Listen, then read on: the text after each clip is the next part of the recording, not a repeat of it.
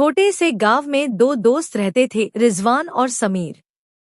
दोनों गरीब थे, दिन भर मजदूरी करके अपना गुजर बसर करते थे। रिजवान का दिल साफ था, वह हमेशा अल्लाह का शुक्र अदा करता, लेकिन समीर थोड़ा लालची था।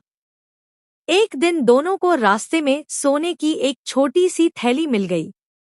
रिजवान ने फौरन कहा, अल्हम्दुलिल्लाह, ये अल्लाह की रहमत है, हमें इसको इंसाफ के साथ तकसीम बांटना करना चाहिए। लेकिन समीर के दिल में हवस जाग गई।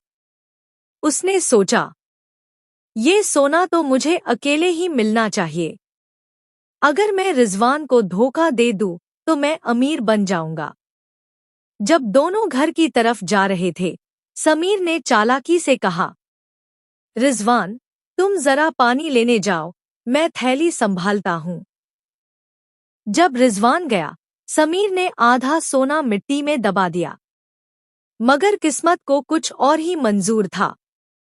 वहां से गुजर रहे चौकीदार ने सब कुछ देख लिया और समीर को पकड़ लिया। रिजवान वापस आया तो चौकीदार ने कहा, बेटा, याद रखो, लालच इंसान की सबसे बड़ी दुश्मन है। ईमानदारी और शुक्र अदा करना ही असली दौलत है।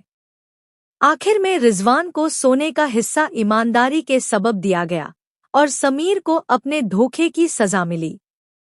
सबक: लालच इंसान को धलील, बेइज्जत कर देता है, जबकि ईमानदारी इंसान को इज्जत और बरकत अता करती है।